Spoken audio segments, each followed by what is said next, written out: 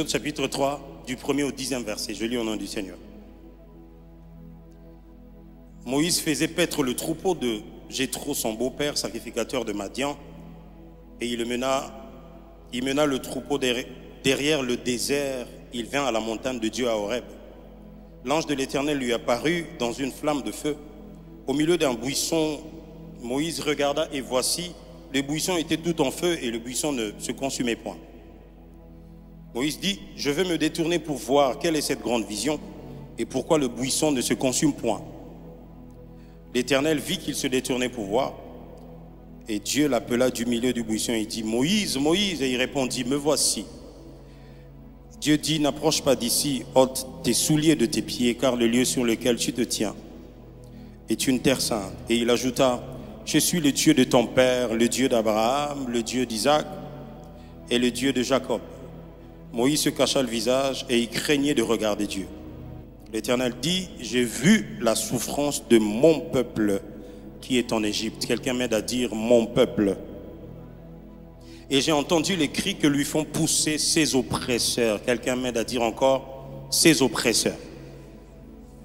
Car je connais ses douleurs. Verset 8, je suis descendu pour le délivrer de la main des Égyptiens. Quelqu'un m'aide à dire pour le délivrer.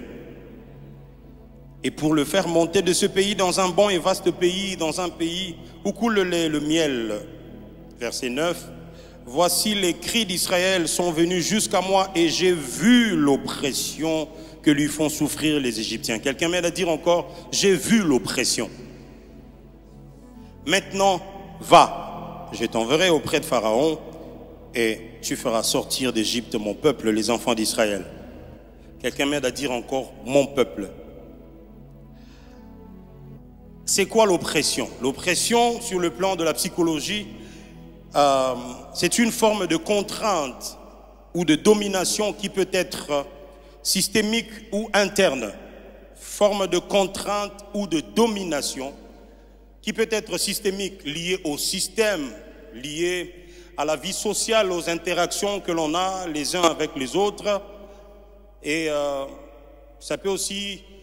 parlant du système, ça peut venir de la politique, la manière dont les choses sont gérées dans un contexte national, sur le plan politique, ça peut mettre le peuple sous oppression. Les genres de situations que tout un peuple vit au même moment, qui le tracassent et pour lesquelles on ne trouve pas de solution, ça peut mettre tout un peuple sous oppression. Et sur le plan interne, ça peut être des pensées limitantes, ça peut être des traumatismes qu'on a vécu, par exemple, quand on est tombé enceinte pour la première fois, la manière dont les choses se sont déroulées, ça laissait comme une forme de peur permanente. Et à chaque fois que cette telle femme tombe enceinte, elle est comme oppressée par l'idée d'aller accoucher. Les genres de grossesse qui t'enlève complètement envie de tomber à nouveau enceinte. Ça, je parle de femmes mariées. Et pour ça, à chaque fois qu'elle tombe enceinte, elle est oppressée. Elle subit comme une forme de pression. Soit dit en passant, l'oppression, c'est une forme de pression excessive sur quelqu'un. Et quand c'est interne, ce n'est pas quelqu'un forcément qui est à la base de ça. C'est juste un traumatisme postpartum. Un terme intéressant.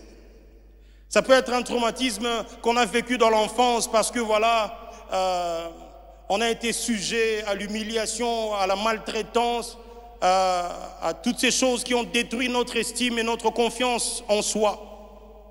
Et donc à chaque fois qu'on est devant certaines situations qui nous demandent une certaine forme d'assurance, on ne peut pas agir de cette façon parce que finalement, on est traumatisé. On est traumatisé à l'idée de, voilà, on doit se marier parce que voilà, il y a beaucoup de gens qui se sont mariés dans ma famille mais dont le mariage n'a pas été concluant. Il y a beaucoup de femmes dans ma famille qui ont été mariées mais malheureusement n'ont jamais eu d'enfants. Et donc, la jeune fille qui sert Dieu, qui marche avec le Seigneur, elle est sur le point de se marier, elle ne partage pas avec son fiancé, mais elle est traumatisée à l'idée même de devenir femme mariée parce qu'elle se pose la question. Comment ça va se passer? Et cette oppression entraîne souvent un sentiment d'impuissance et de perte de contrôle. Sur le plan biblique, l'oppression est généralement décrite comme une injustice exercée par les puissants sur les faibles, souvent accompagnée de violence, de privation de droits ou de mépris. Elle peut être physique. Sur le plan physique, je viens de lire tout à l'heure Exode chapitre 3 où le peuple était en train de vivre dans l'esclavage. L'esclavage déjà c'est quelque chose d'affreux, de difficile à vivre. On n'a pas tous les moyens de faire des choix comme on veut. On n'a pas le droit de faire ses mouvements, de planifier sa vie comme on le veut. On vit aux dépens de quelqu'un d'autre qui se considère comme étant maître sur vous. Jusqu'aujourd'hui, il y a encore des esclaves. Ils ne peuvent pas prendre de décision. Il y a des femmes qui sont esclaves de leur mari. Il y a des maris qui sont esclaves de leurs femmes. À chaque fois elle est sur le point d'affronter quelque chose d'important pour passer à un niveau supérieur de sa vie. Il pense tout de suite à la phrase que son mari ou sa femme lui a toujours dit, que toi, tu n'es pas appelé à aller loin, ne fournis pas trop d'efforts, tu n'es pas comme ces genres de femmes qu'on voit à la télé, tu n'es pas comme ces genres d'hommes qui se tiennent vraiment, battant à Mibali, battant à Peyo. À chaque fois qu'il est sur le point d'affronter quelque chose d'important dans sa destinée, une parole oppressante, une parole limitante, lui, revient à l'esprit et ça le brise. Ça devient spirituel, n'est-ce pas? Parce que la vie et la mort sont au pouvoir de la langue. Il y a même des enfants qui sont oppressés au point qu'elle est sur le point de faire des bonnes choses, des bons choix qui vont l'emmener beaucoup plus loin dans sa destinée. Il pense tout de suite à son père qui l'écrasait souvent, qui le diminuait souvent, qui ne lui montrait que le mauvais côté de lui. Et ça le brise. Je le dirai tout à l'heure. Grâce à Dieu, à chaque fois que quelqu'un ne sait plus se regarder ou se considérer à sa juste valeur, il ne saura plus faire des choix qui correspondent à la vraie identité qu'il a toujours été vraiment. Vous avez vu ça? Si tu ne sais plus te considérer exactement comme tu es, tu ne peux plus choisir des choses qui correspondent à la vraie identité de ce que tu es. Tu feras des choix en fonction de ta version altérée. Tu feras des choix en fonction de ta version humiliée, diminuée, détruite. La version de l'homme ou de la femme qui a perdu estime, choisie en fonction de comment il se voit, alors que sa destinée est beaucoup plus grande que les paroles qu'on a prononcées sur lui. Et le jour où il se rendra compte qu'il n'a toujours pas été vraiment ce qu'il devait être, et qu'il veut devenir vraiment ce qu'il devait être à la base, il va revoir tous ses choix. Voilà pourquoi il y a des hommes de Dieu qui pensent qu'après être montés dans le ministère, ils se rendent compte que la femme qu'il avait eue, ce n'était pas la femme qu'il fallait. Et ça pour ça qui complexé.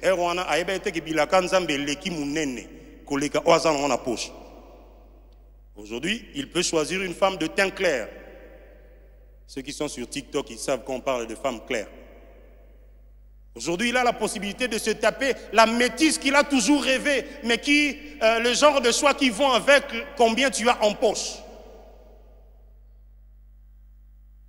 L'oppression, pensée limitante, traumatisme, esclavage, abus. Il y a des gens qui, une fois abusés, peu importe le domaine d'abus, il perd confiance en lui. Il va même dans les extrêmes. Il est oppressé à l'idée que lui, il ne sert plus à rien. Elle, malgré tout ce que vous faites, elle a été abusée. Par qui? Par son grand frère, par son oncle, par son cousin. Non, toute sa vie, elle est brisée. Pourtant, Jésus a dit, l'Esprit du Seigneur est sur moi et il m'a oint afin de guérir ceux qui ont le cœur brisé. Eux, ils continuent à marcher avec Jésus, mais avec les morceaux de leur cœur brisé. Toutes les années, ils marchent avec Jésus, mais avec les morceaux de cœur brisé. Ils n'ont jamais laissé à celui qui a été oint, le fils de David, de s'occuper de leur cœur. Est-ce qu'ils sont ici? Non, ils ne sont pas ici. Ils étaient peut-être au premier culte, ils viendront au troisième. Ici, je vois des gens qui sont nickel, émotionnellement stables, n'est-ce pas? Demande aux voisins, est-ce que tout va bien? Exploitation. Exode chapitre 1er, verset 12. C'est ici que le roi qui a surgi en Égypte, qui ne connaissait pas Joseph, se rend compte que le peuple d'Israël était devenu beaucoup plus nombreux que eux. les oppressés étaient devenus beaucoup plus nombreux que les oppresseurs. Mais comme ils sont ignorants que la force peut être, le nombre peut devenir une force qui peut leur faire un pas vers la délivrance qu'ils méritent, alors ils vivent comme si la vie continuait d'être la même alors que les circonstances autour ont déjà changé.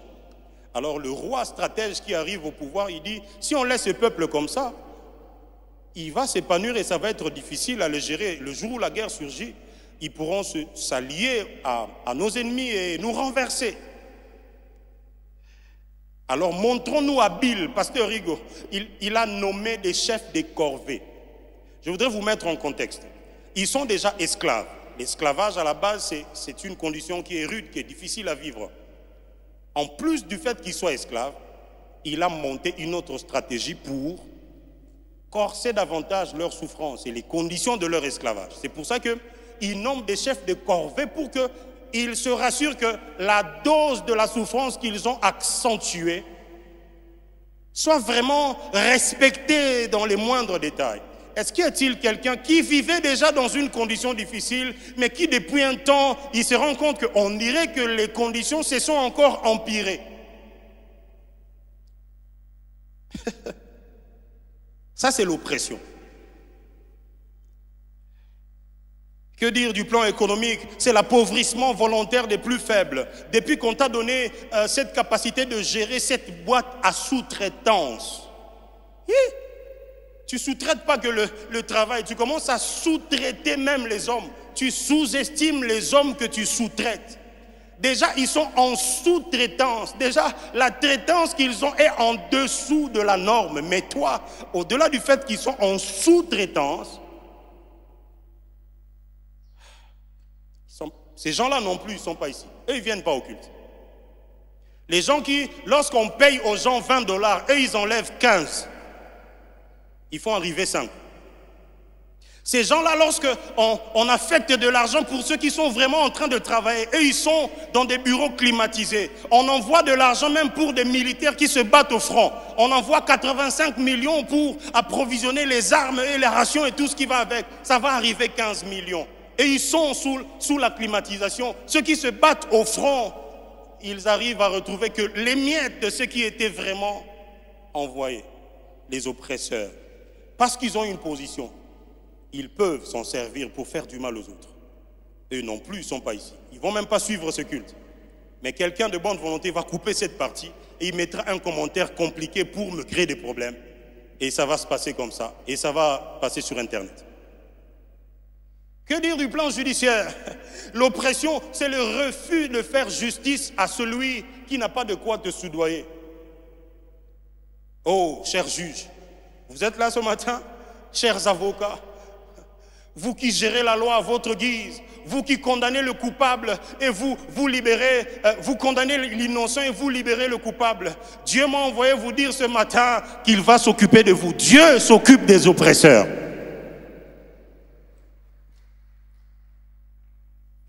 David Junior, il y aura un baptême compliqué. Oh, sur le plan spirituel, je pense que c'est ça qui nous concerne le plus, non? Nous, on aime des choses spirituelles. Quand c'est spirituel, c'est nous. Quand on parle de justice, c'est eux. Mais ce côté dans la situation de justice, oh, yum, tozaki proite. Et il y a quelqu'un qui dit, ah, tu sais pas que c'est nous qui sommes au pouvoir. Hein? Attends, tu vas voir. Ça dit que le procès n'a pas encore commencé, mais il t'annonce que tu vas perdre. Au nom de quoi? Quelqu'un a dit la justice de Dieu.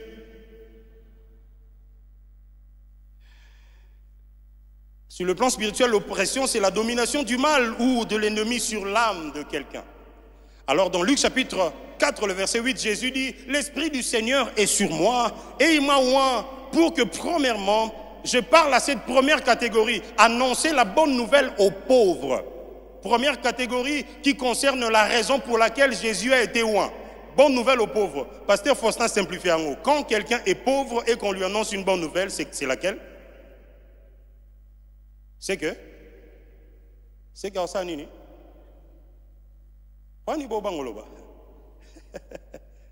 La bonne nouvelle pour un pauvre, c'est qu'il ait quoi? Bon, on a vraiment pour couper court, pour ne pas aller dans les exégèses et dans les... C'est-à-dire que j'annonce à quelqu'un, toi qui vis dans des conditions extrêmes, Jésus a été loin pour qu'une bonne nouvelle soit annoncée à quelqu'un qui se considère comme pauvre. Et je prie pour que Dieu visite ce côté qui menace ta richesse et ta stabilité financière et économique au nom de Jésus. La deuxième de cible de Jésus, il dit... J'ai été loin pour guérir ceux qui ont le cœur brisé, je l'ai dit tout à l'heure. Mais il y a ceux qui continuent de trimballer leurs morceaux de cœur brisés. Ils disent non, moi mon cœur est en miettes. Mais Jésus a dit, il a été loin pour ça. Est-ce qu'aujourd'hui tu peux lui laisser l'occasion de réparer ton cœur? La troisième cible, il dit, il m'a loin pour renvoyer, pour délivrer, assurer la délivrance aux captifs. Les amis, Jésus assure la délivrance aux captifs. Et la quatrième cible, ce sont les opprimés. Il dit, il m'a oint pour renvoyer libre les opprimés. J'ai une bonne nouvelle à annoncer à quelqu'un. C'est qu'aujourd'hui, pendant ce culte, le Seigneur a oint son serviteur pour que tu sois rendu libre de ton oppression. La manière dont tu es entré ici, tu n'en sortiras pas ainsi, parce que Dieu a décidé lui-même de te délivrer de toute forme d'oppression et de pression. Comment vaincre l'oppression? 4 actions. Au premier culte, je n'ai donné que 3. Je vais faire de mon mieux pour donner les 4 cette fois-ci.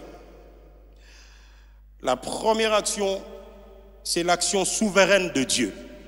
À chaque fois qu'il s'agit d'oppression, le premier à prendre l'initiative pour en mettre fin, c'est Dieu. Ah, pasteur, c'est nickel, du coup, nous, on n'a rien à faire. On va y arriver tout à l'heure.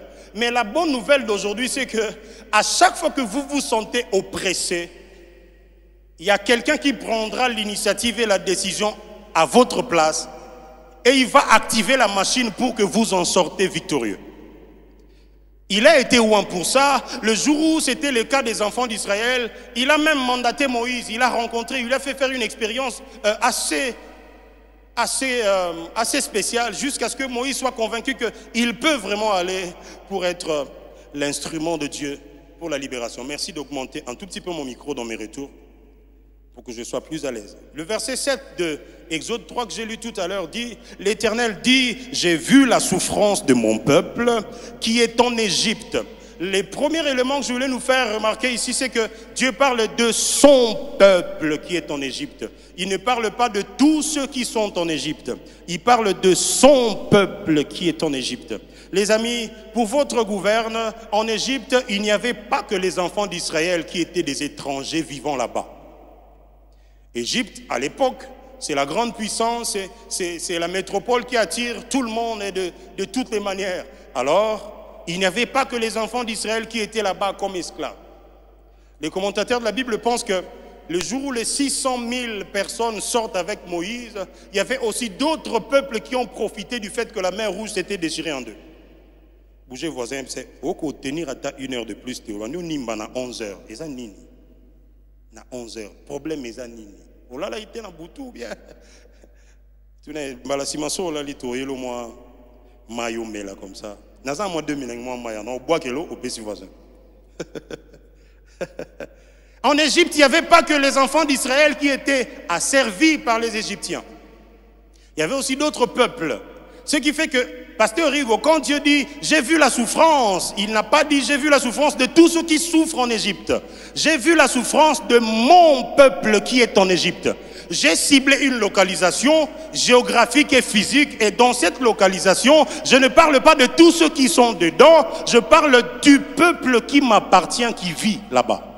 Je suis venu annoncer à quelqu'un, quand Dieu voudra te sortir de l'oppression et de l'emprise de l'oppresseur, même si vous êtes nombreux à vivre la même chose dans ta famille, Dieu va s'occuper d'abord de son peuple à lui. Oh, je pensais que je parlais au peuple de Dieu ici. On peut être nombreux à être célibataires et le mariage est combattu. Quand Dieu se lève pour en finir, il commence par son peuple d'abord. Si les autres vont profiter quand les chaînes de Paul et Silas vont se couper, alors ils vont profiter parce que leur Dieu les a visités eux. Je prie que Dieu te visite toi pour qu'à travers toi les autres membres de famille. Ah, je pensais que je prêchais à quelqu'un ce matin. L'avantage d'être le peuple de Dieu, c'est que quand Dieu te visite, il ne laissera pas les autres indifférents. Si les chaînes de Paul et Silas se brisent, alors les chaînes de tous les autres prisonniers qui n'ont ni prié, ni jeûné, ni loué Dieu pendant la nuit quand il faisait sombre et qu'ils étaient accablés. Quand le Dieu que tu invoques te visitera, il visitera aussi ceux qui sont autour de toi dans la même condition que toi. Amen.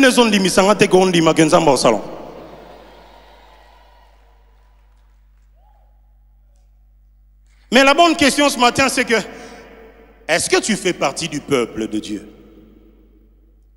Est-ce que quand Dieu se décidera partir, il y a papa Charles Mumbaya bano emba ngana sengi lelo epai na yo Yesu Masia tango nyonso yokotala na sepo na kopambola bayenge bene bosananga te yawe ngai na lelie yawe yawe yawe kanisanga yo.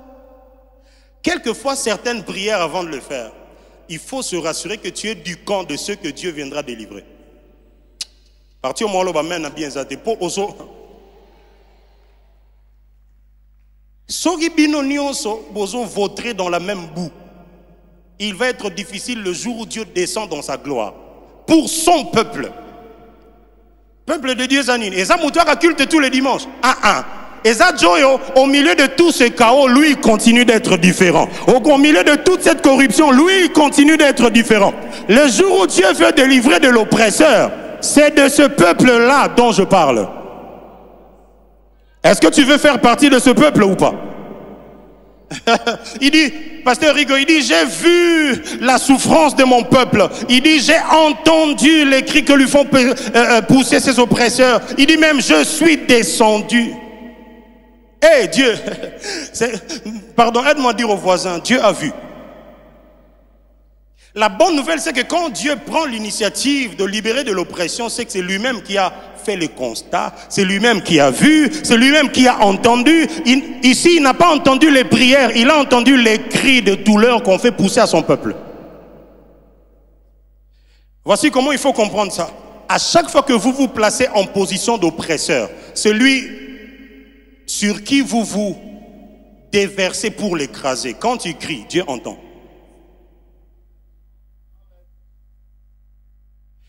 Surtout si c'est quelqu'un qui appartient à Dieu. Kolelisarno bayenge benete. Alors on a lingala. Eza batumsuzu evita ko tangisisa bango pinzoli.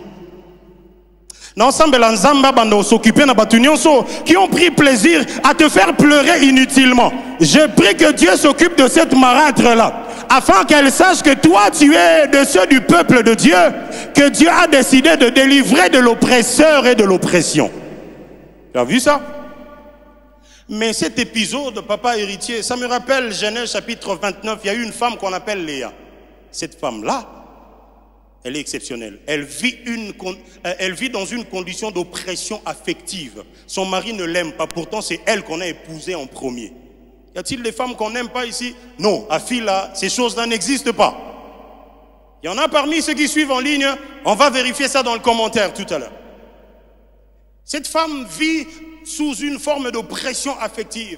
Elle sait que son mari ne l'aime pas. Écoutez ce que la Bible dit dans Genèse 29, 31. L'Éternel vit que Léa n'était pas aimée et il la rendit féconde. Ok. Ça dit qu'il est possible que Dieu compense le manque d'amour que tu as autour de toi par des choses qu'il te donne. Les genres de choses que ceux qui sont aimés dans ton entourage ne reçoivent pas. Dans le bon bien. L'amour de Jacob ne peut pas donner à Rachel des enfants. Mais le manque d'amour de Jacob envers Léa peut pousser Dieu à aimer Léa au point de lui donner des enfants.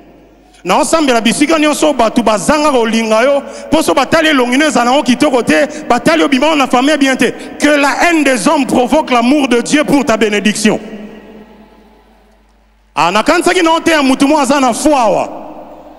Que partout où on t'a haï inutilement et gratuitement, Dieu te montre qu'il t'aime et qu'il est sur le point de te donner ce que l'amour de tes ennemis n'a pas donné aux gens qu'il privilégie. Est-ce que tu m'entends? Que Dieu essuie tes larmes et qu'il te montre que même si les hommes ne t'aiment pas, l'amour de Dieu suffit. Écoute-moi très bien. Essuie bien tes larmes là. Essuie-les bien. Bien. L'amour de Dieu suffit pour te donner ce que l'amour de Jacob t'a privé. Est-ce que je parle à quelqu'un ce matin? Ne laisse pas l'oppresseur se servir des larmes qu'on t'inflige inutilement. Ne laisse pas l'oppresseur se servir de la haine que les hommes te prouvent autour de toi. Si les hommes ne t'aiment pas, ton Dieu t'aime.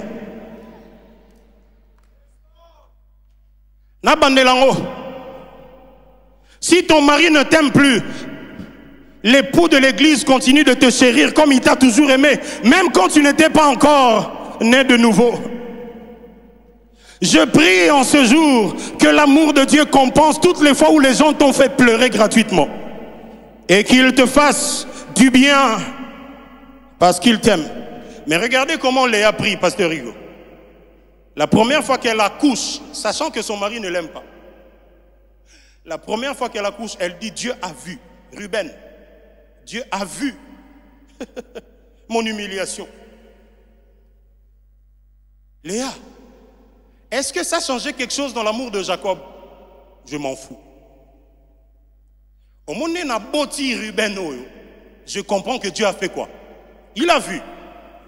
Mon cher ami, Dieu a vu ton oppression. Dieu a vu dans quoi tu passes. Dieu a vu ce qui te fait pleurer. Dieu a vu ton humiliation. Yoka deuxième fois ton aboti alobi. Siméon, l'Éternel a entendu que je n'étais pas aimé. Rebecca, Léa, tu es en train de prophétiser ou tu es juste en train de donner des noms aux enfants? Mais tu parles comme si c'était Dieu dans Exode chapitre 3. Oui, oui, oui. Il y a des situations dans lesquelles Dieu te permet de passer parce que tu deviendras le prototype prophétique qui permettra à Dieu de répliquer la même victoire dans les générations qui vont venir. Yoga mon ami ça, tu connais Lévi et l'Axinini. Abi, cette fois-ci, peut-être que mon mari s'attachera à moi. Ton mari ne s'attachera pas à toi. Lévi veut dire s'attacher, se rapprocher. Et tu es en train de dire en réalité, l'Éternel s'est rapproché malgré ma souffrance, malgré le manque d'affection dont je souffre. Ça, c'est Dieu qui parle dans Exode.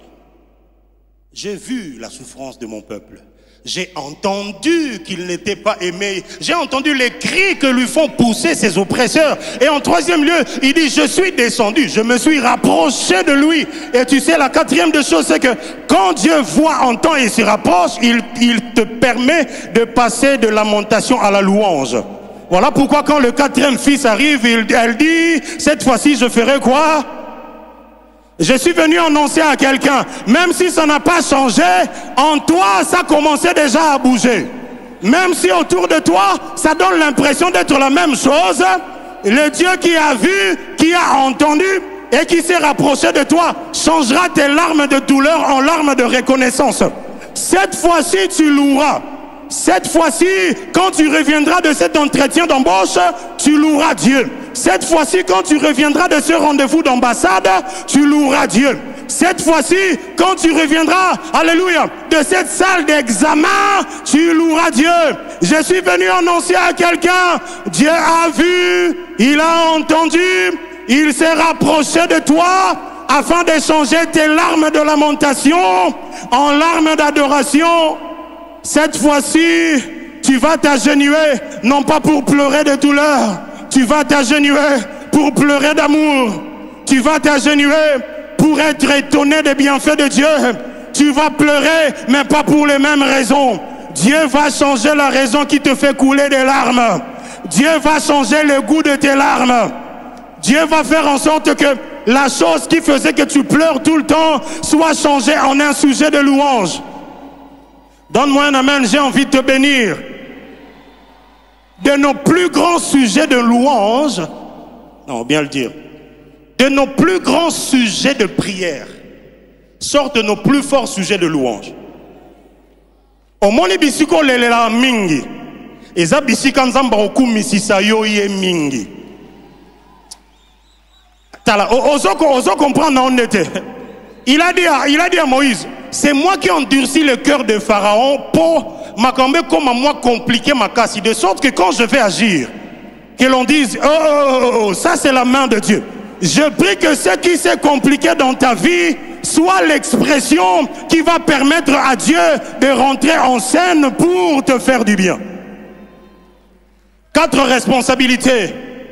Quand c'est l'action souveraine de Dieu, nous on a 4 réponses à donner. La première, c'est la déclaration de foi. On est encore en plein milieu du chaos, mais on peut quand même dire que Dieu a vu. On peut avoir un Ruben et dire que Dieu a vu. Tu n'es peut-être pas encore marié, mais tu as un bon travail, tu as un bon salaire. Alors sache que Dieu a vu. Julie, est-ce que tu m'entends? Ne mélange pas les choses. Tu peux être en plein milieu du chaos. Ta responsabilité, c'est de détecter les petits gestes de Dieu, des petits coucous de la part de Dieu. Coucou, ma fille, je suis là, je gère la situation. Oui. Quand on sauté, ça mais ma voiture climatisée, nakin. Yo ma ramni ne olo belawana. Non, pasteur, na famille na son mariage té. Tout sou kana na makamboa, Dieu a vu. Tout sou kana wana, tout se concentrer na wana. Alors aide-moi à demander aux voisins. Est-ce que tu as vu que Dieu a vu? Si tu as vu, alors passe en mode déclaration de foi. Seigneur, je ne suis pas encore marié, mais je suis un célibataire comblé. Il y a des mariés qui se sont mariés au mauvais moment et ils souffrent. Moi, je suis célibataire, mais je suis bien. Dieu a vu. Dieu a vu. Dieu a fait quoi? Hein? Est-ce que non, t'es un moutoumoro? Deuxième responsabilité, c'est le passage de la douleur à la louange.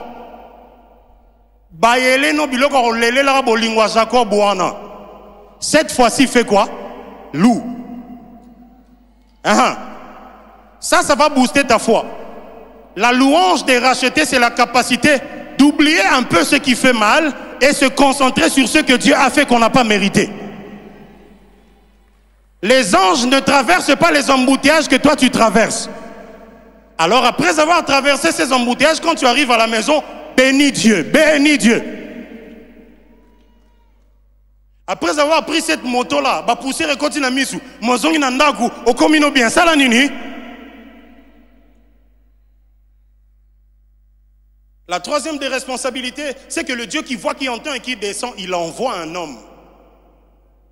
C'est toi qui dois aller réconforter tes frères qui sont fatigués de la situation, qui ne parlent plus positivement, tes collègues au travail qui ne croient plus que ce pays va changer. Mais il va changer par qui? Par vous qui croyez et qui posez des actes contraires à ce que tout le monde pense et dit. Mboko vraiment te yoso yej lobby na musala. Yebsa bande konanga n'habite son deni ne leka, mais tout ce que je sais, c'est que nos enfants ne vont pas vivre tout ce que nous sommes en train de vivre.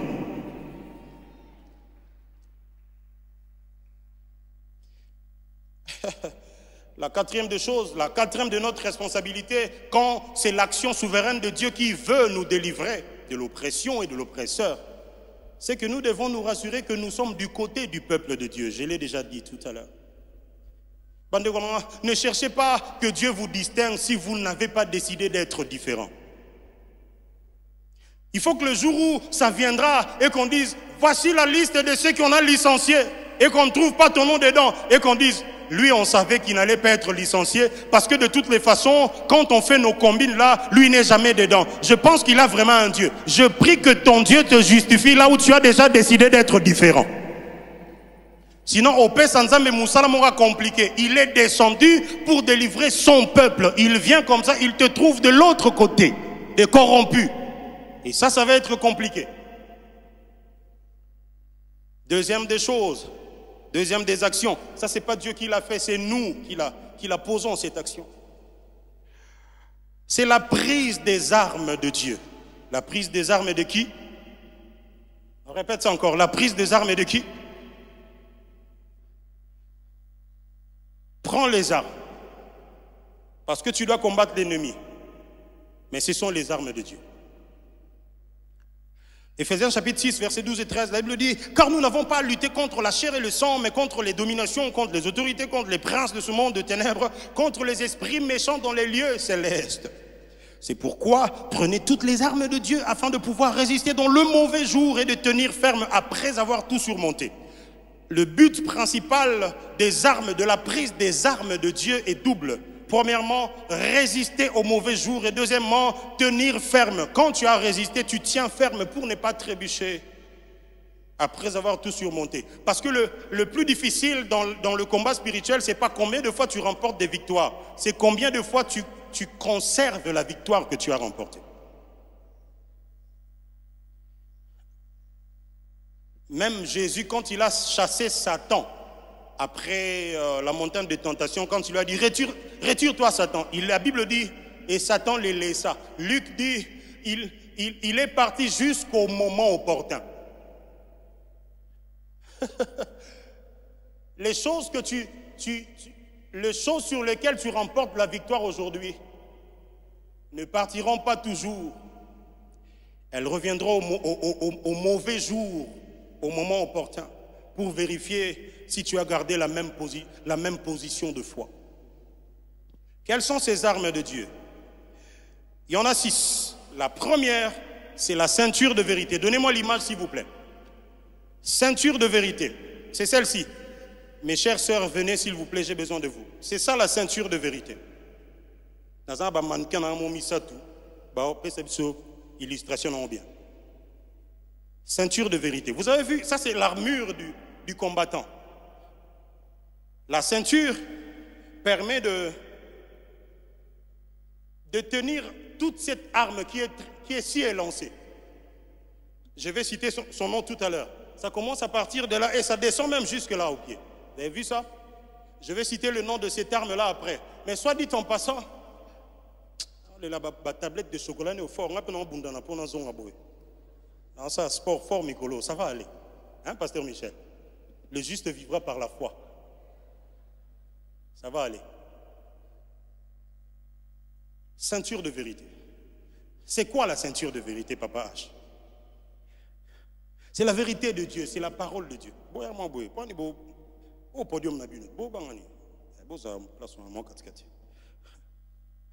La ceinture de vérité, c'est la parole de Dieu. Et ce qui tient tout l'ensemble, j'aime bien aussi l'image à côté, je vais y revenir tout à l'heure. Comment on utilise la ceinture de vérité? C'est connaître et proclamer la vérité biblique. Deuxièmement, refuser les mensonges de l'ennemi et les remplacer par ce que Dieu dit. Vous voyez ces femmes? Telles qu'elles sont habillées comme ça. C'est elles qui ont chanté tout à l'heure à la louange. Vous les avez vues? Ok. Mon cousin marié, mi baba célibataire. Vous pouvez déjà voir qui est marié, ça se voit déjà. Donc, ma frère, vous avez courageux, donc, 2 célibataires, na, marié, moro. Ok. Oh, pasteur, après ça, une opportunité.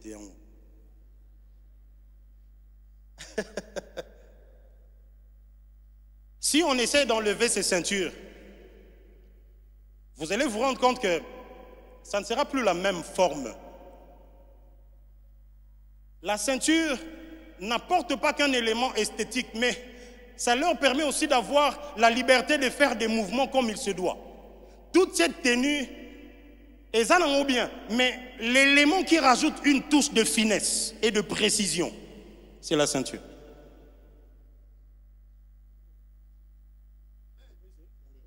Essayez d'enlever.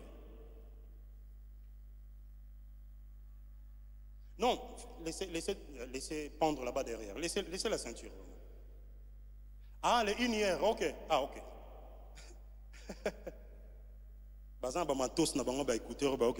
Donc,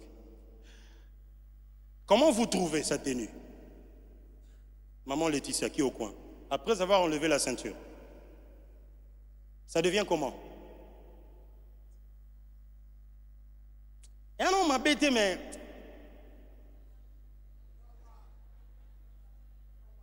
Et comme Denis. Pourtant, la ceinture, c'est juste une petite chose. Hein. Dès qu'elle a enlevé. On dirait que ça a même perdu le sens d'officialité que ça avait tout à l'heure pour venir chanter au culte. On dirait maman Fallon, ne fallait. Ceinture, non, on a une ceinture de vérité. Hein? Maman Fallon, yo maintenant, yo t'as le ceinture. D'ailleurs, maman pasteur. Maintenant, on va sentir niveau ceinture de vérité là, comme ça. Bon, elle, déjà, on dirait qu'il y avait quelque chose qui ressemble à la ceinture par rapport à la couture. Mais regardez les deux dames ici. C'est vraiment devenu, ça a perdu tout l'essence de l'officialité et de toute la finesse que ça avait. Regardez la ceinture de vérité que je cherchais, c'est vraiment ça. Oui, il faut filmer ça, mon cher, il faut zoomer ça comme ça. On va voir la femme du pasteur Rigaud. Les gens qui ont fait le choix quand ils savaient qu'ils étaient déjà grands avant de devenir grands.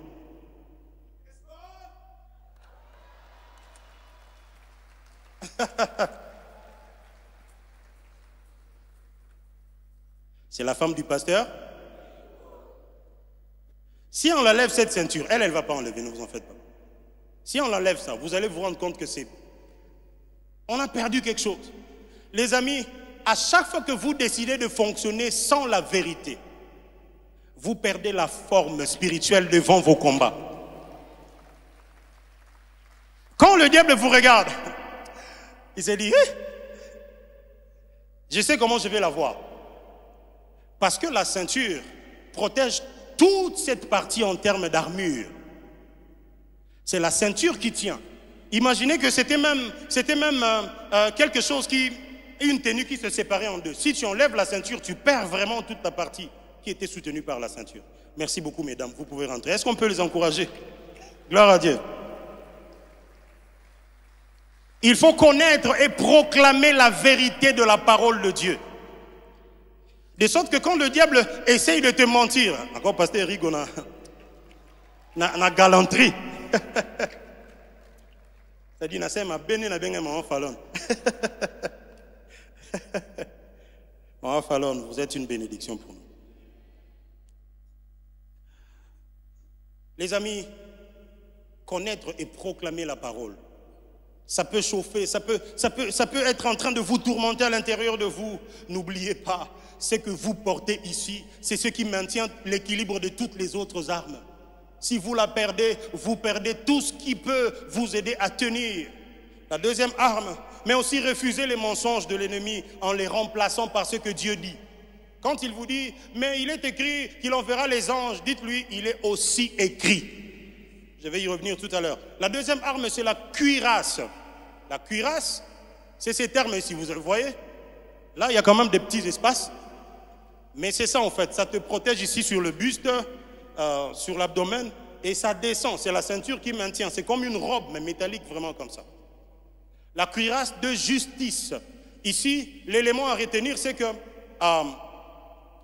la justice de Christ qui nous couvre est la droiture de notre marche ou de notre conduite. D'un côté, Christ nous couvre par sa justice. D'un autre côté, notre responsabilité, c'est de veiller à la droiture de notre marche. Comment on utilise la cuirasse? C'est qu'on doit vivre dans l'intégrité et l'obéissance à Dieu. Et deuxièmement, refuser les compromis qui ouvrent les brèches spirituelles. À chaque fois que tu commences à clocher des deux côtés, quand Dieu viendra pour justifier les siens, tu ne pourras pas te retrouver au milieu. Les tièdes ont toujours été vomis. 3. Les chaussures du zèle pour annoncer l'évangile de paix. Être prêt à marcher et à agir pour partager la bonne nouvelle. Marcher et agir. Et comment on utilise? On se rend disponible pour servir et témoigner. Le pasteur Mthipa avait dit que ce mois était le mois de témoignage. On va témoigner pour montrer que Dieu accomplit des choses importantes pour nous. Et une autre chose à faire pour utiliser les chaussures du zèle, c'est apporter la paix et la réconciliation là où il y a des conflits. Tu peux pas être enfant de Dieu et qu'autour de toi, les gens ne s'entendent pas et toi, tu joues le milieu. Quand tu rentres de l'autre côté, tu vas parler de ce que l'autre t'a dit. Si tu joues à ça, franchement, tu fais tout sauf porter les chaussures du zèle de l'évangile. Et ça, c'est un conseil que je donnerai même à ceux qui ont quelquefois l'habitude de gérer les conflits de couple. Vous n'êtes pas obligé de rapporter noir sur blanc tout ce que l'un vous a dit au sujet de l'autre. Demandez à papa Michel, il vous dira. Quand tu vas chez l'un, il te dira des choses qu'il ne voudrait pas dire à son mari directement. Il ne t'a pas chargé d'aller dire à son mari, non. Va trouver la formule qui lui permettra de trouver la paix et la réconciliation. C'est ça le zèle.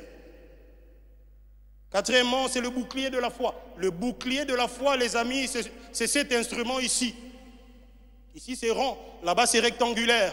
le bouclier de la foi, c'est l'élément qui te permet de faire échouer les flèches enflammées de l'ennemi qui viennent de loin. Quand on t'attaque de loin, pasteur, j'ai comme l'impression que j'ai reçu une flèche. Depuis un temps, j'ai mal au dos, j'ai mal à la colonne vertébrale. J'ai comme l'impression que mon pied, mon genou, eh bien, les flèches qui viennent de loin échouent devant le bouclier de la foi. Le bouclier de la foi, c'est la confiance en Dieu qui éteint toutes les flèches enflammées. Comment on l'utilise? On répond aux attaques spirituelles par des déclarations de foi. Ça fait échouer. La deuxième des choses, on se rappelle les promesses de Dieu dans les moments de doute. Bouclier de la foi. Je vais vous faire remarquer une chose. Ça, c'est la cuirasse. Ça, c'est le bouclier de la foi. Quand vous avez un combat à corps, un combat rapproché avec l'ennemi, l'élément qui vous protège, c'est la cuirasse d'abord. Quand c'est un combat lointain où vous recevez des attaques de loin, on dirait qu'il y a un bassou qui veut commencer à apparaître. Ça, on n'a pas besoin de se rapprocher de toi. On peut le jeter à partir de loin. Alors tout ce qui vient de loin échouera avec le bouclier de la foi. Tout ce qui vient comme confrontation à corps échouera avec la cuirasse de la justice. Et le prochain élément, c'est le casque du salut. Ici, on voit ça de côté et là, on voit ça de face. Ici, de profil, là, de face. Remarquez bien, le casque couvre la tête, le visage et même jusque derrière ici, derrière, à côté du cou. Et il y a juste l'espace là devant qui permet aux soldats de pouvoir bien regarder l'ennemi. On ne peut pas tout couvrir, sinon tu ne vas pas voir.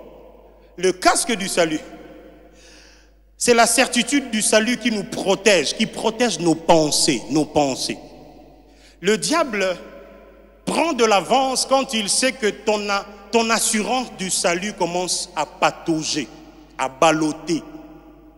Ah, pasteur, moi, avec tous les péchés que j'ai commis, je ne crois plus que Dieu me traite seulement comme son enfant. Hein? Ah, pasteur, moi j'ai fait beaucoup d'erreurs dans ma vie. Je parle souvent avec des gens en entretien, ils me disent, pasteur, je me sens trop sale. Pasteur, je me sens vraiment trop éloigné de Dieu. Je cherchais même à essayer d'arranger pour que, en revenant, le Seigneur puisse me faire grâce. Mais là, je me rends compte que ça devient difficile. Les amis, vous n'avez pas besoin de chercher à arranger avant de revenir. Revenez comme l'enfant prodigue. Revenez tel que vous êtes. Il est revenu pieds nus. Il n'a même plus de chaussures. Il a tellement galéré. Je ne sais pas si ça a été perdu ou il a vendu. Il est revenu pieds nus. Nu-pieds. Quelle honte pour le père qui était honorable dans sa société que de voir son enfant revenir comme un fou, comme un gringalet, comme quelqu'un qui n'a plus de sens dans la société. Quel déshonneur pour ton père qui est dans les cieux de voir que la manière dont tu reviens ne ressemble plus à l'enfant que tu as toujours été. Mais tu sais, la bonne nouvelle, c'est que peu importe le nombre d'erreurs que tu as fait, l'identité d'enfant de Dieu n'a pas été enlevée de toi. Si tu perds la certitude de ton salut, tu ouvres la porte à l'oppresseur de t'oppresser. Tu penseras que tout ce qui ne marche pas dans ta vie, là, c'est parce que tu avais commis ce péché-là, il y a 15 ans. Ah, pasteur, vraiment. Il y a un jeune homme il est venu confesser, je ne sais pas si c'était la 40e fois. Il a dit, pasteur, en 2015, je suis sorti avec ma cousine. En 2016, je suis sorti avec elle. En 2017, j'ai fait ceci. En 2018, j'ai commencé à fumer. Ok. Je me sens trop sale et je ne sais même pas comment me relever. Et la seule chose qu'il regrettait, c'est sa vie de prière. Pasteur, je n'arrive plus à prier. Il y a beaucoup de gens ici, quand ils se voient s'éloigner de Dieu, la première des choses qu'ils regrettent, c'est la vie de prière. Et vous savez pourquoi ils n'arrivent plus à prier? Parce que pour eux, prier, c'est aller dire des choses devant Dieu. Maintenant, à chaque fois qu'il veut ouvrir la bouche, l'ennemi lui rappelle que toi, tu n'es plus en mesure de parler au Dieu saint. Et donc, il ne peut plus prier parce que prier pour lui, c'est parler. Les amis, prier, c'est pas encore parler. Prier, c'est venir devant la face de celui qui sait entendre, même si tu n'ouvres pas la bouche. Le simple fait que tu sois conscient que celui au devant de qui je me tiens, il est celui qui lit même mes pensées avant que je ne les conçoive. Tu devrais venir avec la foi de la femme qui était venue briser du parfum sans dire un seul mot. Les larmes et l'expression de son cœur ont suffi pour que Jésus lui dise « Va ma fille, ta foi t'a sauvée. » Je suis venu dire à quelqu'un, ne laisse plus à l'oppresseur l'occasion d'utiliser tes fautes du passé comme l'alibi qui t'empêche de vivre la justification de Dieu. Le casque te protège tes pensées. La Bible dit, et la paix de Dieu qui surpasse toute intelligence gardera vos cœurs et vos pensées en Christ. Les amis, si tes pensées sont bouleversées, même ta prière sera désorientée. Qui vous a dit que la prière n'est pas rationnelle, elle est que spirituelle? La manière dont tu formules tes phrases vient des convictions de comment tu te regardes devant la face de Dieu. Et vous savez quoi? Quand vous perdez le casque du salut, vous perdez l'identité de votre éternité. Si quelqu'un perd la destination finale, il prendra n'importe quelle direction en désordre. Parce que le GPS ne fonctionne plus. Le GPS, c'est la voix du Saint-Esprit qui rend témoignage dans notre esprit que nous sommes enfants de Dieu. Quand ça ne fonctionne plus, c'est là que tu verras un homme de Dieu faire un choix qu'il va regretter dans 10 ans. Non, baba si tu bala ba onton to ana ba mpiaka. Okoza na mpiaka mena ba promesse nzambe. Okoza na mpiaka me obali moi c'est le quoi maman palon. Akosi. Si quand on m'a ramené on senti que azakara. C'est-à-dire que 10 ans après à Sanini, il a dit que tant on sait les choix. Tu n'as juste pas regardé à ton présent parce que ce que tu deviendras est déjà enfoui en toi. Il attend juste le temps pour éclore. Ce que tu deviendras ne te sera pas ajouté au fur et à mesure que tu avances.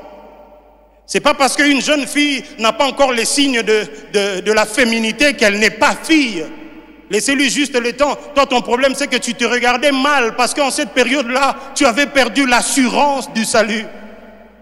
Et donc, tu tombais sur tout ce qui se présentait en termes d'opportunités. Maintenant, le jour où tu commences à retrouver ta vraie identité, tu commences à te poser des questions si tu dois continuer ou pas. 6e et la dernière, c'est l'épée de l'esprit qui est la parole de Dieu.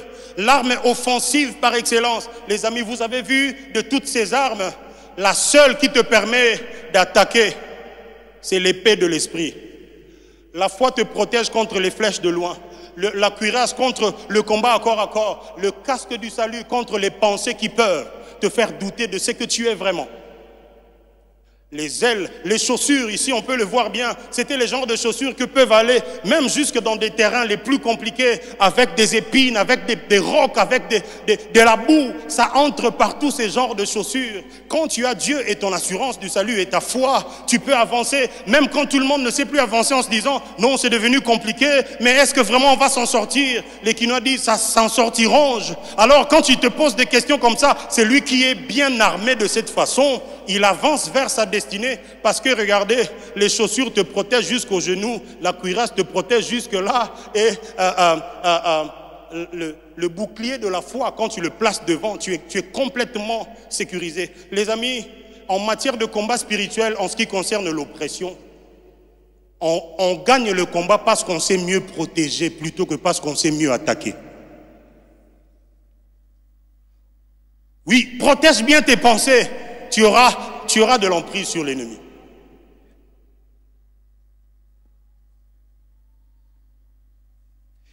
Vous m'avez vu citer le feu de Dieu ici?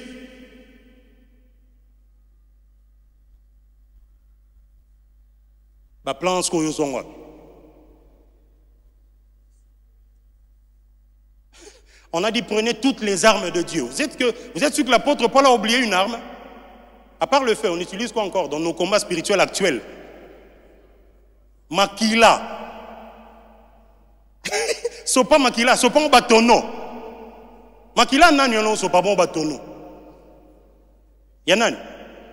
Pas une. Non, pasteur, mais Élie a fait descendre le feu. Mais demandez aux apôtres le jour où ils ont demandé à Jésus, tu veux qu'on envoie le feu? Quelle était la réponse de Jésus? Non. N'envoyez pas le feu. Les amis, on remporte le combat spirituel en mieux se protégeant.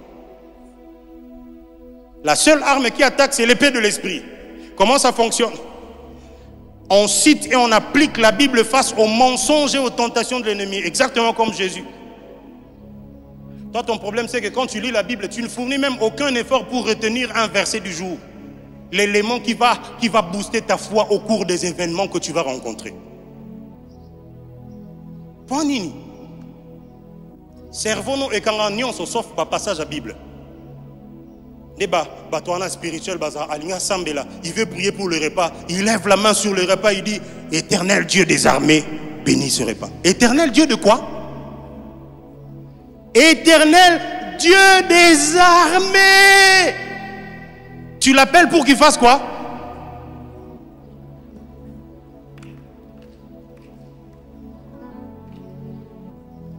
Sauf qu'au poison va tirer c'est beau mieux. Faut t'en aller.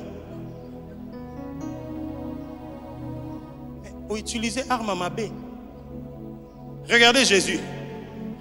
N'a que non, on a quatrième arme, non, on a troisième après. La quatrième arme, c'est. C'est un lomo fait dans le bon lobby, bon, dans les caras, c'est pas grave. On dirait Saint-Esprit dans le bon thé. Je vais y revenir peut-être après. La quatrième arme, c'est. La quatrième action, pardon. J'étais déjà dans la deuxième, j'ai sauté la troisième, je vais à la quatrième pour peut-être rebondir à la troisième et finir. La quatrième action que nous devons poser face à l'oppression et à l'oppresseur, c'est faire taire la voix du père du mensonge. Faire taire la voix du père du mensonge. Matthieu chapitre 4, versets 10 et 11. Lors de la tentation, quand c'est devenu au niveau de... Le diable lui dit, si tu te prosternes et m'adores, alors je te donnerai tous ces royaumes et leur gloire. Jésus lui dit, retire-toi Satan, car il est écrit, tu adoreras le Seigneur Dieu, l'Éternel, et tu le serviras lui seul. L'exclusivité de la prosternation et de l'adoration revient à Dieu et à Dieu seul. Soit dit en passant, à chaque fois que les gens se prosternent, ils n'adorent pas toujours. Satan a dit, si tu te prosternes et m'adores. Quelqu'un m'a vu m'agenouiller devant ma femme pour lui redemander si elle veut continuer d'être ma femme après 10 ans, si elle n'a pas changé d'avis. Bobby, même les pasteurs se prosternent. Je ne me suis pas prosterné parce que prosterner, c'est pas s'agenouiller. Il y a une différence entre se mettre à genoux et se prosterner. 2, quand on se prosterne, ça devient idolâtrie. En plus de la prosternation, si on adore. Ça t'est jamais arrivé de te mettre à genoux pour que quelqu'un ait pitié de toi? Non, t'es lisez dans la Bible, vous verrez là où Jésus il relatait l'histoire de quelqu'un qui était créancier, qui avait des dettes et tout ça là auprès des gens et tout. Alors le premier venu, il s'est jeté à terre en le suppliant de ne pas le mettre en prison. Il n'a pas dit non, lève-toi, tu ne peux pas te prosterner devant moi, on ne le fait que devant Dieu. Oh, mais quel genre de confusion! Il se jette à terre parce qu'il a besoin de la miséricorde de celui à qui il doit des choses qu'il ne peut pas.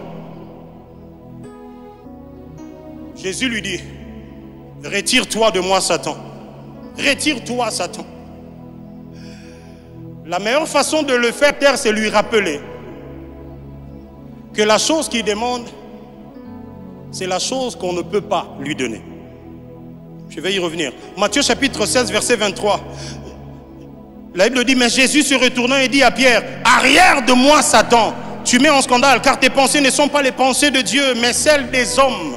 À chaque fois que quelqu'un te proposera des choses qui vont à l'encontre de la pensée de Dieu,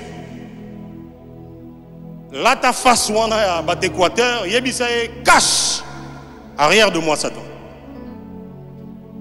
Jésus, c'est pas Satan, c'est Pierre, oui, il s'est laissé utiliser par Satan. Un jour, quelqu'un qui est comme une nièce pour moi et ma femme vient nous dire, non tu sais, ma grand-mère m'avait dit, d'ailleurs toi tu finiras exactement comme ta maman, on va t'engrosser et puis tu finiras ta vie ici. Et puis elle était là en train de s'apitoyer sur son sort. Je lui ai dit, et quand ta grand-mère t'a dit ça, tu as dit quoi? Tu sais comment on fait taire la voix de l'ennemi, la voix du père de mensonge? C'est que quand il te dit quelque chose qui ne va pas dans la direction de la pensée de Dieu, arrête-le tout de suite. Dis-lui, grand-mère, avec tout le respect que je te dois, je ne suis pas ma mère, je ne suis pas toi. Ma vie, au moment où nous parlons maintenant là, est redéfinie par celui qui a donné sa vie pour moi. Il y a quelqu'un à la croix qui a été littéralement maudit pour que moi je sois béni. Je ne vois pas par quel pouvoir tu peux dire quelque chose de négatif et que cela arrive vraiment à s'accomplir sans raison. La Bible dit toute malédiction sans cause et quoi? Pourquoi tu veux que j'accepte quelque chose qui ne va pas se faire? à chaque fois que Goliath te dit qu'il va couper ta tête, dis-lui, Goliath, tu t'es trompé de client. C'est moi qui vais couper ta tête et qui vais donner ta chair aux oiseaux du champ. Je suis venu dire à quelqu'un, à chaque fois que l'ennemi te dit quelque chose qui va à l'encontre de la pensée de Dieu, que ce soit ta grand-mère, ton père, ton grand frère, même s'il utilisait toute la puissance de sa position, eh bien, dis-lui gentiment, papa, ça ne se fera pas comme ça. Pierre, arrière de moi, Satan. Tes pensées ne sont pas les pensées de Dieu. La première des choses qu'on fait pour faire taire la voix de l'accusateur ou du père du mensonge, au moment de l'oppression, c'est utiliser une arme appropriée. Utiliser l'arme appropriée. Jésus, quand on lui dit, si tu es fils de Dieu, jette-toi. Change ces pierres en pain et tout ça là. Jésus dit, il est écrit que l'homme ne vivra pas de pain seulement, mais de tout ce qui sort de la bouche de Dieu.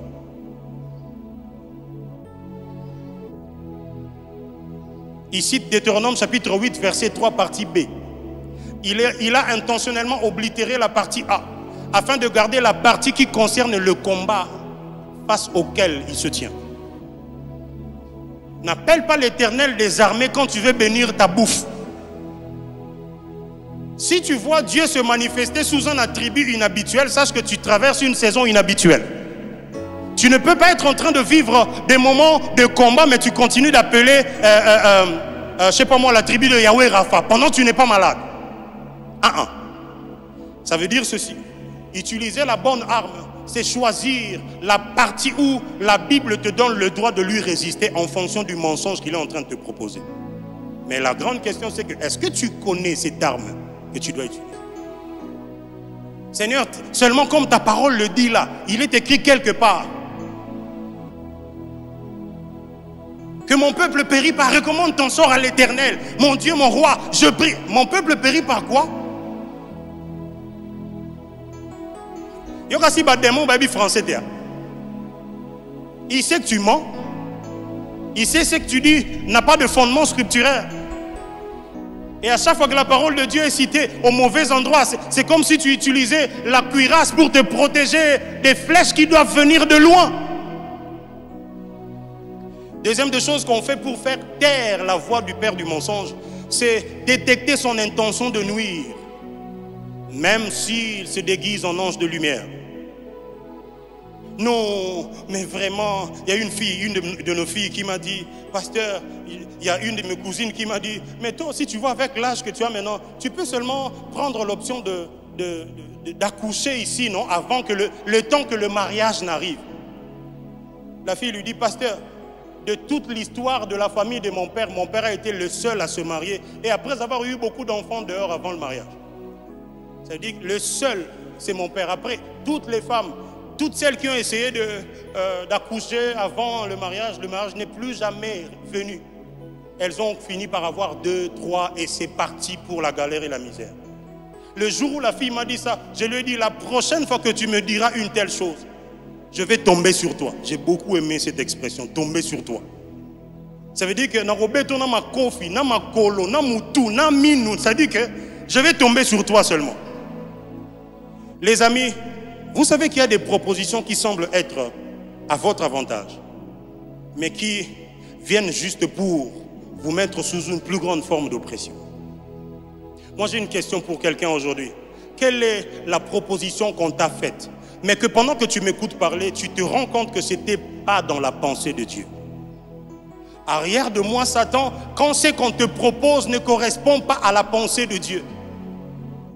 Retire-toi, Satan, quand il touche à un domaine qu'on ne peut pas toucher dans ce genre de conversation. Non, tu sais, pour avoir ce poste, il suffit juste que tu acceptes de passer du bon temps avec moi. Aujourd'hui, on ne parle plus des termes exacts. On dit non, on va juste prendre une chambre et on va aller se reposer. Qui t'a dit que je suis fatigué? On va aller se reposer. Mais pourquoi on ne va pas se reposer dans un endroit très ouvert, voilà, sur la place des évolués, il y a des bancs là-bas, on peut s'asseoir pour se reposer. Non, non, non, dans une chambre d'hôtel. Toi le patron, moi l'employé, on va aller se reposer là-bas. Le jour où il te dit ça, dis-lui, retire-toi, Satan. Les amis, l'oppresseur utilise le mensonge, même quand il donne l'impression de te donner des bonnes idées. Vérifie bien, il y a quelque chose qu'il a tordu. Chez Ève, il a juste dit, est-ce que Dieu a-t-il réellement dit? S'il réussit à te faire remettre en cause toutes les convictions pour lesquelles tu t'es retenu jusque-là, il a réussi à te mettre par terre. La troisième des choses, c'est lui résister et le repousser. Jésus a dit, retire-toi Satan. Et la Bible dit, alors le diable le laissa. Tu sais pourquoi il ne part pas? Parce que tu ne le chasses pas. Aujourd'hui, on va expérimenter quelque chose par la foi. En rentrant à la maison, quand il va être entre 23h et minuit, tu seras en train de prier. Et quand il sera minuit, tu ouvriras la porte de ta maison, tu lui diras, sors. Toi qui as commencé à charger mes pensées, à me rappeler mes souvenirs d'enfance qui étaient durs, toi qui as commencé à oppresser, à opprimer mes pensées, maintenant je me tiens et j'ouvre la porte. Là tu te tiens à la porte et tu lui dis, sors. Est-ce que quelqu'un m'entend? Il continue de rôder autour de tes enfants, les mauvais songes ne font que s'accumuler parce que quand tu gères cette partie du combat, tu ne lui dis pas l'ordre auquel il doit obéir. J'ai dit à mon enfant dernièrement, le deuxième, il a dit, papa j'ai fait un mauvais songe. Et puis j'ai crié, au nom de Jésus. J'ai dit, après au nom de Jésus, qu'est-ce que tu as dit? Ah, non mais j'ai rien dit, il a 7 ans le petit. Lui c'est le songeur, Joseph. Lui quand il ne fait pas de songes, il n'est pas bien. Papa aujourd'hui je n'ai pas fait de songes. Oh, mais ça existe mon gars. J'ai dit, qu'est-ce que tu as dit après le au nom de Jésus? Il a dit rien. J'ai dit non, ça ne fonctionne pas comme ça. Laissez-moi vous dire la dernière arme vite fait. C'est la troisième que j'ai inversée. Ça c'est pour les amis de médias, sinon ils vont se perdre.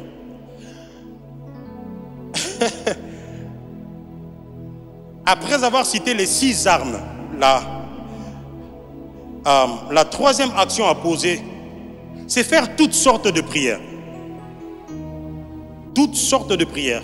Les amis, la prière est l'arme qui relie toutes les autres armes que je viens de citer.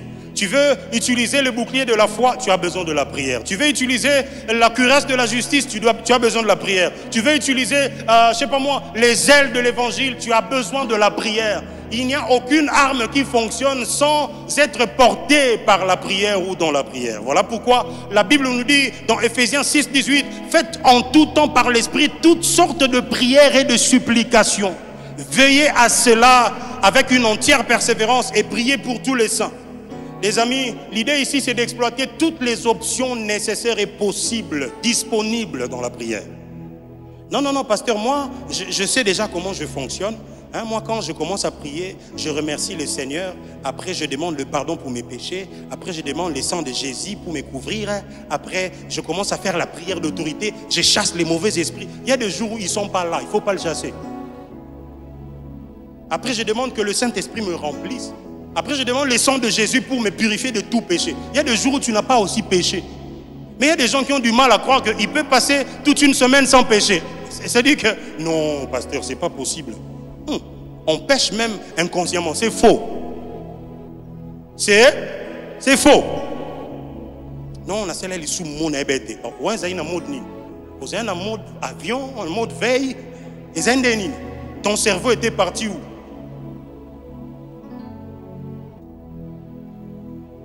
Dieu même dans la Bible a prévu comment on peut sauver celui qui a tué quelqu'un par erreur. Mais pécher inconsciemment, ça n'existe pas. Les amis, certaines situations exigent d'autres formes de prière parce qu'on veut voir Dieu se manifester au-delà du Dieu du quotidien. Non, parce que oui, c'est bien. Mais il y a des jours où c'est baby. Il faut s'assurer que Moutate Emili Bosono, c'est le chef de l'armée de l'Éternel. Depuis Josué, banda carrière né à adjoint à Moïse, nous avons maintenant bimélé un format chef de l'armée de l'Éternel. Ce qu'on a bimélé on a saison, on a la casquette ou on a, c'est que si tu vois Dieu manifester un attribut qui sort de l'ordinaire, ça veut dire que tu traverses une saison où les choses ne sont pas ordinaires. Alors le genre de prière à faire monter ne devrait plus être ordinaire. Non, parce que nga sambela ba 6h moins les quarts, on a la mukakaona, so pongé si le poumon na ba 4h pongé ça bien. Le jour où tu sens que tu es devant un Jéricho qui demande le genre de manifestation différente de Dieu, alors utilise d'autres formes de prière que tu n'utilises pas. Est-ce que je parle à quelqu'un? Quand il faut adorer, adore Dieu comme si c'était ton dernier jour. Quand il faut louer, loue même quand rien n'a changé. Quand il faut intercéder, prends le temps de porter les autres en prière. Quand il faut se repentir, fais-le avec tout le sérieux de ta vie parce que ton avenir en dépend. Quand il faut aller chercher la plénitude, va dans la chambre haute. La prière, on a formé mon côté. Il y a d'autres pour lesquels il faut aller en retraite, il faut s'enfermer. Il y a d'autres prières pour remporter le genre de combat d'Amalek. Il faut rester du matin au soir devant la présence de Dieu. Union c'est en 5 minutes. On a lobby, on a lobby te. Yomoro Sainini. Mon inogota langa mis au dongola. Yemutwa yebinionso. Abisio, ne vous inquiétez de rien. Mais en toute chose, laissez Dieu imaginer des choses dont vous avez besoin. Vous taisez-vous seulement. C'est ça? Toutes sortes de prières, les amis. C'est comme hier à Bitumba, Sani. Bunda. Bunda, c'est qu'on a pas plan, on a l'axi binoa. Au moins, il y a des côtés de baby, ça rend un. C'est comme hier, il y a qu'à s'édifier soi-même. Pasteur, ces derniers temps, je me sens faible. Je n'arrive pas à prier comme il se doit. Quand je me tiens devant la face de Dieu, je n'arrive pas vraiment à articuler les mots. Ça veut dire que quelque chose a commencé à s'affaiblir en toi. Parle en langue, pas dans le but d'annoncer les merveilles de Dieu. Parle en langue dans le but de faire quoi? De t'édifier toi-même. Toutes sortes de prières d'Angwana. Tu as vu ça? Que Dieu te bénisse, toi qui as acclamé là-bas. J'ai dit à mon fils, tu ne peux pas dire au nom de Jésus à profane Nao. Si tu dis au nom de Jésus, il faut que tu lui dises l'ordre auquel il doit obéir après. Aujourd'hui, je vous ai dit, quand ça sera minuit, vous allez faire quoi? Tu ne vas pas dire au nom de Jésus, au fan Nao. Et là, c'est nini. Combat spirituel, non, au Bundangona, au nom de Jésus. Après, s'il lit. Non. Quand tu dis au nom de Jésus, dis-lui l'ordre auquel il doit obéir. Saul et Silas, son frère, ils ont dit à la fille qui était habitée par l'esprit de Python, ils ont dit au nom de Jésus, sors. Tu ne peux pas dire on me poursuit dans la nuit, je sens l'oppression. Au nom de Jésus, au nom de Jésus, au nom de Jésus. Bon, au nom de Jésus, au nom de Jésus, au nom de Jésus, belé bon pour nani. Dis la chose à laquelle il doit obéir après avoir dit au nom de Jésus. C'est comme si tu demandais, j'ai dit à mon fils, c'est comme si tu demandais à ton ami qui est monté sans la permission, qui fait entrer. Papa a dit, sors. Au lieu de dire, papa a dit, sors, n'entre pas. Toi tu dis, hé, papa a dit, hein. Papa a dit. Tu n'entends pas, tu entres toujours. Papa a dit. Ça signifie ceci. Quand tu dis au nom de Jésus, je parle au nom de l'autorité supérieure qui m'a mandaté dans cette position. Descends. D'ailleurs, je vais te choquer. Il y a même des jours où tu n'as même pas besoin de dire au nom de Jésus. Il sait que tu parles au nom de qui? Dis-lui maintenant la chose à laquelle il doit obéir seulement, c'est tout.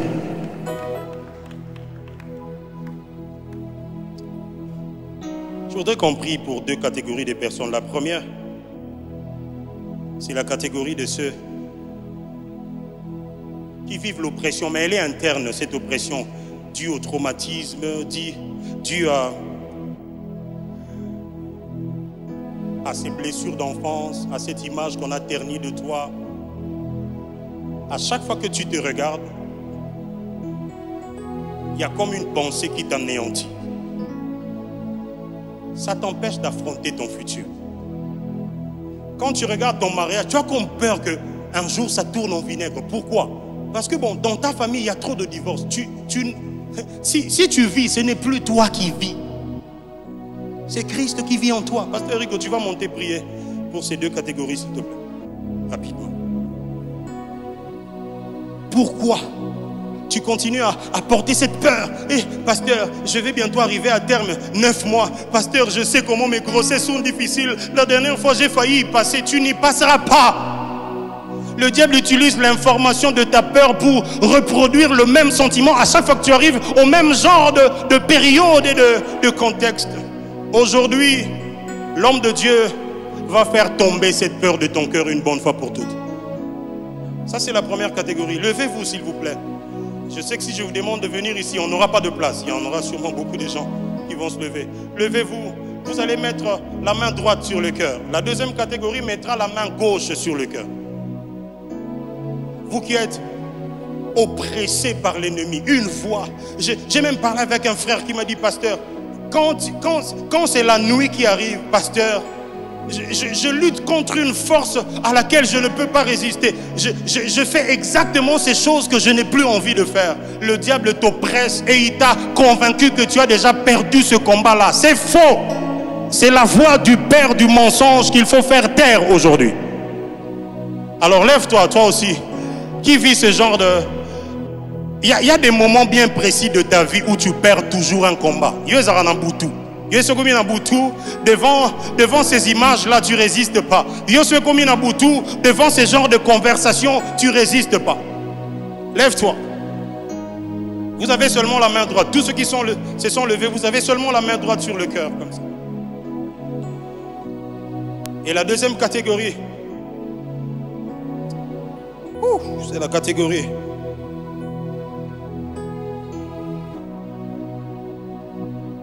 de ceux qui ont comme l'impression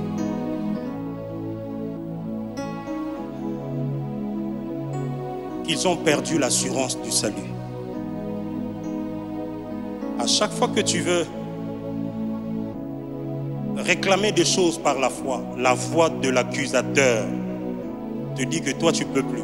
Il y a des choses pour lesquelles vous vous sentez disqualifié. Vous allez vous approcher rapidement devant ici.